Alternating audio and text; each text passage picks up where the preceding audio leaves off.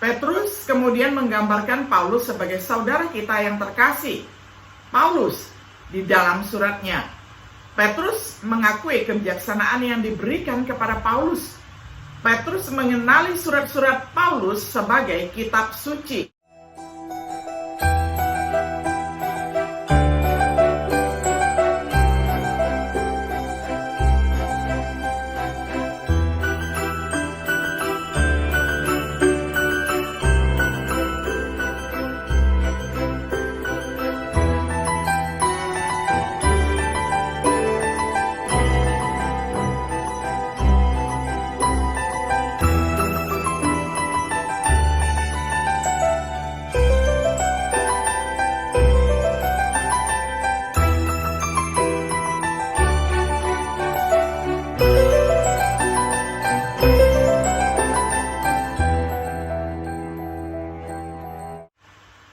Shalom, sahabat Biblika yang dikasihi oleh Tuhan.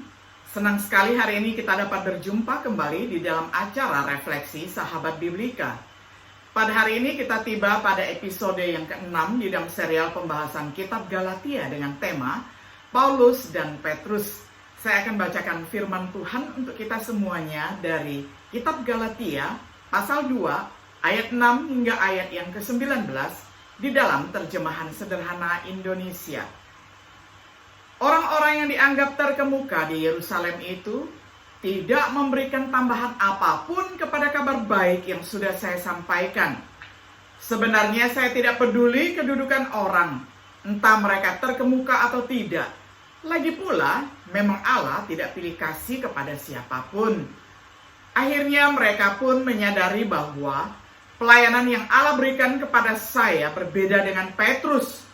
Allah menugaskan saya untuk memberitakan kabar baik kepada orang bukan Yahudi. Sedangkan Petrus ditugaskan untuk memberitakan kabar baik kepada orang Yahudi. Karena Allah yang sudah memberikan kemampuan rohani kepada Petrus sebagai rasul bagi orang Yahudi, ternyata juga sudah memberikan kemampuan yang sama kepada saya, yaitu menjadi rasul bagi orang bukan Yahudi. Jadi ketika Yakobus, Petrus, dan Yohanes yang dihormati sebagai pemimpin di sana menyadari bahwa Allah sudah menganugerahkan kepercayaan itu kepada saya, maka mereka sepakat untuk membuat persetujuan dengan Barnabas dan saya untuk bersatu dan bekerja sama. Kalian melayani orang yang bukan Yahudi dan kami melayani orang Yahudi. Satu-satunya permohonan mereka kepada kami adalah supaya kami tidak mengabaikan saudara-saudara seiman yang miskin di daerah Yerusalem. Soal itu sejak dulu saya memang selalu siap menolong mereka. Tetapi ketika Petrus mengunjungi Antiokhia, ada sikapnya yang salah sehingga saya perlu menegurnya secara langsung. Kejadiannya, pada awal kunjungannya ke Antiokhia, dia mau makan bersama orang-orang yang bukan Yahudi.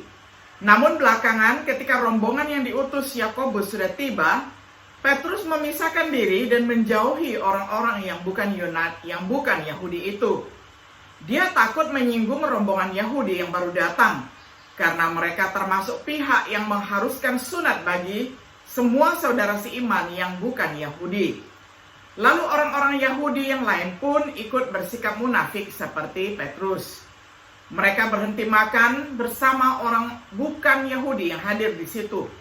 Bahkan Barnabas juga terpengaruh.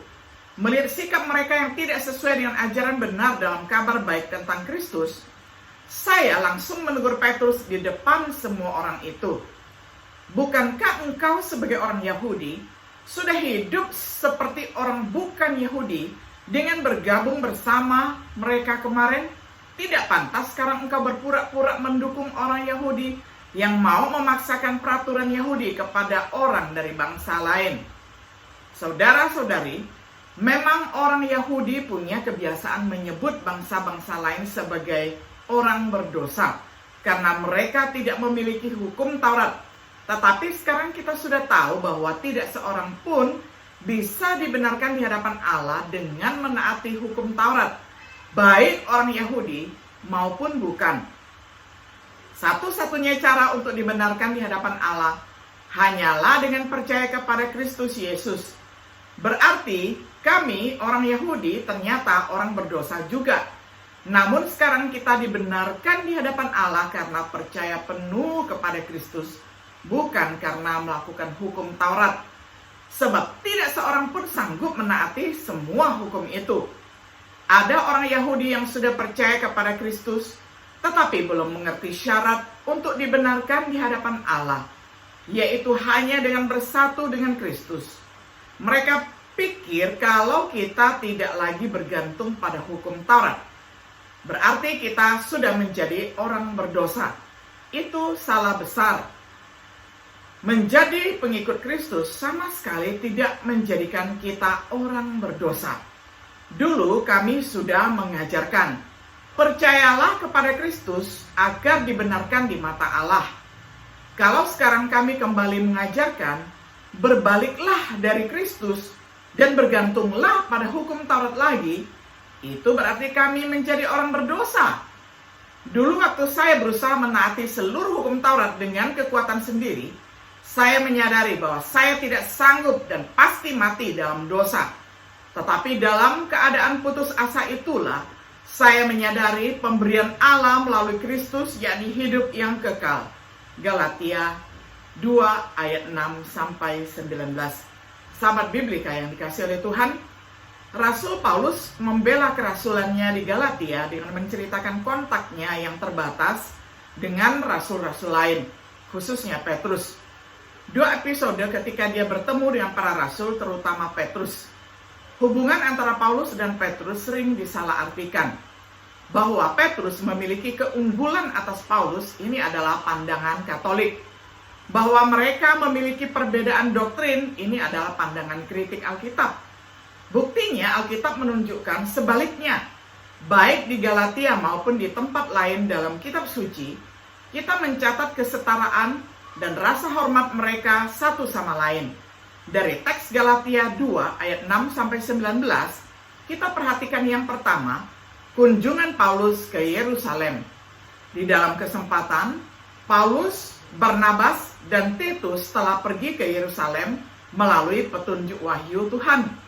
Kemungkinan ini adalah kunjungan ke Yerusalem yang dijelaskan di dalam Kisah Para Rasul 15 ayat 2-4. Meskipun beberapa orang berpikir itu mungkin terjadi lebih awal, sebagaimana yang dicatat di dalam Kisah Para Rasul 11 ayat 29-30, kemudian pasal 12 ayat 25. Paulus menahan tekanan dari guru-guru palsu. Dalam pertemuan pribadi, dia berbicara dengan orang-orang yang bereputasi. Kemungkinan itu adalah Petrus dan Yakobus. Saudara-saudara palsu berusaha memaksa Titus untuk disunatkan. Paulus menolak untuk menuruti tuntutan mereka. Paulus bertemu dengan Petrus, Yakobus, dan Yohanes. Hasilnya, dengan orang-orang yang tampaknya terjadi sesuatu, yakni Yakobus, Kefas, dan Yohanes, mereka tidak menambahkan apapun kepada Paulus, tidak menuntut, tidak memberikan instruksi atau otoritas. Mereka melihat bahwa Paulus telah diberikan Injil kepada orang-orang yang tidak bersunat. Paulus mengakui pekerjaan efektif Tuhan dalam pelayanan Petrus dan kerasulan Petrus untuk orang yang bersunat. Yakobus, Kefas ataupun Petrus dan Yohanes merasakan kasih karunia yang diberikan kepada Paulus. Mereka menyambut persekutuan kepada Paulus. Mereka hanya meminta agar Paulus mengingat orang miskin yang sangat ingin ia lakukan tentang pertemuan bersama semua rasul dan tua-tua di Yerusalem. Petrus memberitakan khotbahnya kepada orang-orang yang bukan Yahudi dan keselamatan kepada mereka tanpa harus disunat. Paulus dan Barnabas memberitakan pelayanan mereka dan pekerjaan Tuhan di antara orang-orang bukan Yahudi. Yakobus menawarkan dukungan tulisan suci dan kemudian sepucuk surat yang disetujui semua pihak. Surat itu menegaskan pelayanan Barnabas dan Paulus yang terkasih. Kunjungan Paulus ke Yerusalem jelas menggambarkan bahwa dia dan Petrus setuju secara doktrin mengenai Injil yang mereka beritakan. Sifat hubungan mereka menjadi lebih jelas dengan hal yang kedua, yakni kunjungan Petrus ke Antiokhia. Di dalam kesempatan, Petrus berperan seperti orang munafik. Pada awalnya dia makan dengan orang-orang bukan Yahudi. Setelah orang-orang tertentu datang dari Yakobus, Petrus menarik diri dan memisahkan diri. Dia takut pada orang-orang yang bersunat. Tindakannya mendorong orang Yahudi lainnya untuk menjadi munafik. Bahkan termasuk Barnabas juga ikut terpengaruh. Paulus menghadapkan Petrus dan menegur Petrus di hadapan mereka semua, menunjukkan bahwa dia tidak konsisten. Injil yang Paulus beritakan mengenai pembenaran oleh iman di dalam Kristus, bukan dengan melakukan hukum Taurat, dibenarkan oleh Petrus yang biasanya hidup seperti orang bukan Yahudi sendiri. Hasilnya, kesetaraan Paulus dengan Petrus terlihat bahwa Paulus memiliki wewenang untuk menegurnya di hadapan umum. Paulus memiliki wewenang untuk menegurnya orang-orang munafik di depan semua orang. Penghormatan Petrus terhadap Paulus tidak berkurang. Petrus kemudian menggambarkan Paulus sebagai saudara kita yang terkasih. Paulus di dalam suratnya, Petrus mengakui kebijaksanaan yang diberikan kepada Paulus. Petrus mengenali surat-surat Paulus sebagai kitab suci. Kunjungan Petrus ke Antiokhia bukanlah kesempatan yang menyenangkan, tetapi itu memberikan kesempatan untuk menggambarkan kesetaraan Petrus dan Paulus. Dan bahwa meskipun Petrus sedang sesaat bertemu Paulus, hidupnya secara keseluruhan menunjukkan bahwa Injilnya sama dengan Injil Paulus. Akhirnya beberapa pemikiran tentang beberapa pelajaran dari Paulus dan Petrus. Keberanian Paulus. Kita perhatikan keberanian yang ditunjukkan oleh Paulus di Yerusalem dan Antiokhia. Paulus menolak untuk menerima tekanan dari saudara-saudara palsu. Berani berdiri sendiri bahkan dengan saudara-saudara terdekat dan harus menegur saudara yang dihormati di dalam Kristus. Keberanian Paulus dimotivasi oleh kesetiaan. Kesetiaan kepada Tuhan yang dia layani. Kesetiaan pada Injil yang tidak membuatnya malu. Sebagaimana yang dia tulis di dalam Roma 1 ayat 16. Saya bangga sekali akan kabar baik tentang Kristus. Karena melalui kabar baik yang penuh kuasa itu, Allah bekerja untuk menyelamatkan setiap orang yang percaya penuh kepada kabar tersebut. Baik orang Yahudi maupun yang bukan Yahudi. Kita juga belajar tentang kerendahan hati Petrus. Kita mencatat kerendahan hati yang diwujudkan oleh Petrus dalam surat terakhirnya. Dia tidak menyimpan dendam terhadap Paulus karena tegurannya di depan umum. Dia bersedia untuk secara terbuka mengakui kebijaksanaan Paulus yang diberikan oleh wahyu. Kerendahan hati Petrus dimotivasi oleh kasih. Kasih untuk saudara dalam Kristus. Kasih yang konsisten dengan apa yang dia sendiri ajarkan kepada orang lain. Sebagai contoh, Sarah taat kepada Abraham dan menghormatinya sebagai pemimpin keluarga mereka.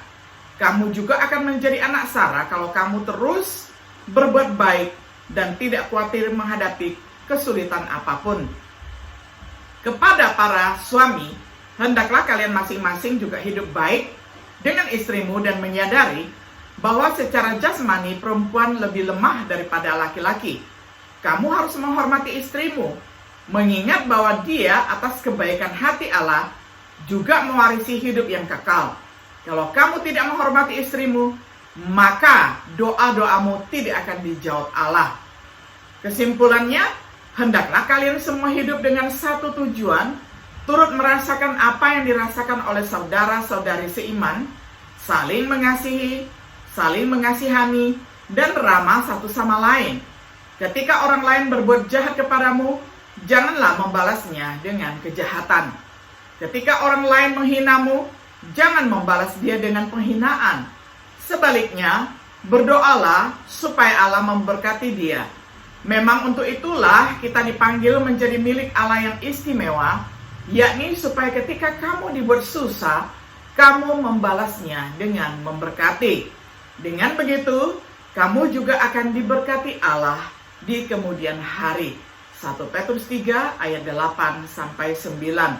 Sebagai kesimpulan, hubungan antara Paulus dan Petrus menggambarkan kuasa Kristus untuk mengubah penganiaya dan yang dianiaya menjadi rekan kerja untuk Injil, untuk membantu saudara-saudara yang berselisih mengatasi masalah mereka, untuk menjadi saudara yang terkasih.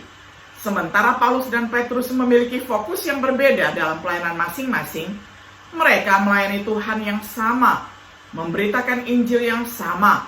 Yang satu tidak lebih unggul dari yang lain. Mereka adalah sesama rasul di kerajaan Tuhan. Daripada mencoba untuk menemukan beberapa persepsi keretakan antara dua rasul yang setia, semoga kita menggunakan teladan mereka untuk memotivasi kita satu sama yang lain yang tidak lebih unggul dari yang lain. Mereka adalah sesama rasul di kerajaan Tuhan. Daripada mencoba untuk menemukan beberapa kesenjangan yang dirasakan antara dua rasul yang setia, semoga kita menggunakan teladan mereka untuk memotivasi kita dalam pelayanan kita kepada Tuhan dan satu sama lainnya. Sahabat Biblika yang dikasihi oleh Tuhan, demikianlah kita melihat teladan Paulus dan Petrus di dalam pelayanan. Dua hamba Tuhan yang setia, dua rasul yang sangat setia untuk mengajarkan Injil kepada orang Yahudi maupun bukan orang Yahudi. Kiranya kita yang sudah dipanggil dan diselamatkan juga boleh memiliki dedikasi yang sama, baik kita meneladani Petrus maupun meneladani Paulus. Kiranya Tuhan Yesus memberkati dan menyertai kita senantiasa. Shalom.